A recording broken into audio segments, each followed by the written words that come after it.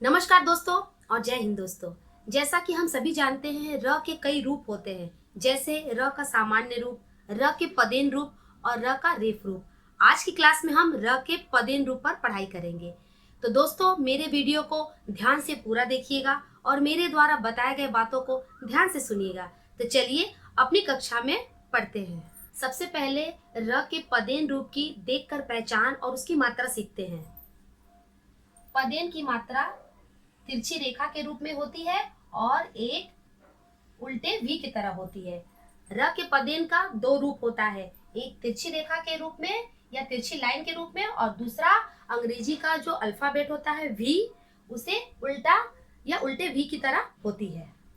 जब र स्वर सहित र और अ रूप में प्रयुक्त होता है, र और अ मतलब आधा र और अ मिलकर बना पूरा र। जब र स्वर सहित रूप में प्रयुक्त होता है तो पदेन के रूप में प्रयोग होता है। पदेन रूप में र जिस व्यंजन के साथ जुड़ता है, पदेन के रूप में र जिस भी किसी व्यंजन के साथ जुड़ता है, वह व्यंजन स्वर रहित यानी अस्वर के बिना होता है। उस व्यंजन में स्वर नहीं रहता है, वह स्वर अस्वर के बिना होता है, यानी कि वह स्वर रहित होता है। र के पदेन रूप की मात्रा हम लगाते कहाँ हैं? र का पदेन रूप खड़ी पाई के व्यंजनों के नीचे तिरछी लाइन या तिरछी रेखा के रूप में लगाया जाता है। र का पदेन रूप की मात्रा जितने भी खड़ी पाई के व्यंजन हैं, जैसे क ख ग घ, उन सभी के नीचे तिरछी रेखा या तिरछी लाइन के रूप में हम उनके पैर पर लगाते हैं। और सभी गोलाई वाले या फिर घुमावदार व्यंजन, जितने भी गोलाई वाले या घुमावदार व्यंजन होते हैं, जैसे ट ठ ड ढ, उन सभी में पदेन नीचे की तरफ उल्टे भी की तरह लगाई जाती है। कहाँ लगाते हैं? उनके पैर पर, उनके नीचे उल्टे भी की तरह लगाई जाती है। पदेन की मात्रा सीख लेने के बाद अब हम इसका स्पष्ट और सही उच्चारण करना सीखते हैं। जब आधे वर्ण के तुरंत बाद र की ध्वनि हो, जब किसी भी आधे वर्ण के तुरंत बाद हमें र की ध्वनि सुनाई दे, तब पदेन की मात्रा का प्रयोग होता है। उस समय हम पदेन की मात्रा का प्रयोग करते हैं। जैसे मान लीजिए आधा क, इसे क्या बोलेंगे हम? इसे क नहीं बोलेंगे, इसे बोलेंगे क।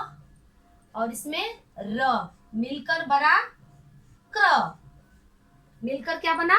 क्र। क्योंकि क क्या है? एक स्टैंडिंग लाइन या पाई वाला व्यंजन है, इसीलिए पदेन हम इसके पैर के नीचे तिरछी रेखा के रूप में लगाए हैं। उसी प्रकार मान लीजिए आधा ट, इसे क्या बोलेंगे? ट नहीं बोलेंगे, इसे बोलेंगे ट। अब इसमें र मिलकर बना ट्र, और इसमें हम पदेन कहाँ लगाएंगे? इसके पैर के नीचे उल्टे वी की तरह। तो ये हुआ क्र और ये हुआ ट्र। तो इस तरह से इसकी ध्वनि या इसका उच्चारण होता है। कुछ व्यंजनों पर पदेन की मात्रा नहीं लगाई जाती है।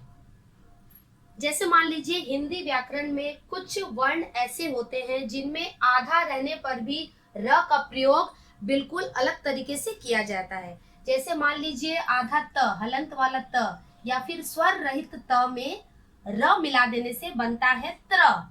उसी प्रकार मान लीजिए आधा श, सलगम वाला आधा श या स्वर रहित श में र मिलकर बनाने से बनता है श्र।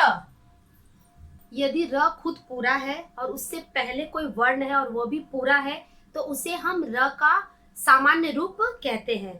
जैसे मान लीजिए र के सामान्य रूप पर पदेन की मात्रा नहीं लगाई जाती है, तो ऐसे सिचुएशन में हम पदेन की मात्रा र के सामान्य रूप पर नहीं लगाते हैं। जैसे रमेश, र का सामान्य रूप है, कमरा, बरसात आदि, इस सभी पर पदेन की मात्रा नहीं लगाएंगे। पदेन की मात्रा और स्पष्ट उच्चारण सीख लेने के बाद चलिए अब हम शब्द बनाना सीखते हैं। जैसे व में र का पदेन रूप क्या बन गया हमारा? व्र। व्र और त मिलकर बना व्रत। ग में र का पदेन रूप क्या बना? ग्रह। ह क्या बना? ग्रह। उ म में र का पदेन रूप क्या बन गया? म्र, उम्र। न। म में र का पदेन रूप क्या बना? म्र। क्या बना? नम्र। तो इस तरह से हम पदेन की मात्रा लगाकर शब्द बनाए हैं। पदेन की मात्रा से कुछ और शब्द हम देखते हैं, जैसे क्रिसमस, क्रोध, शुक्रवार, ट्रक, ड्रम, क्रिया। सभी पाई रहित व्यंजनों पर वी के आकार में हम पदेन की मात्रा लगाते हैं, और जो पाई वाले व्यंजन है उनमें हम तिरछी रेखा या तिरछी लाइन के रूप में पदेन की रेखा लगाते हैं। तो दोस्तों, मेरे वीडियो को लाइक और अपने मित्रों के साथ शेयर जरूर करिएगा, और मेरे चैनल को सब्सक्राइब करना नहीं भूलिएगा। तो मिलते हैं अपने आने वाले नेक्स्ट वीडियो में, तब तक के लिए धन्यवाद।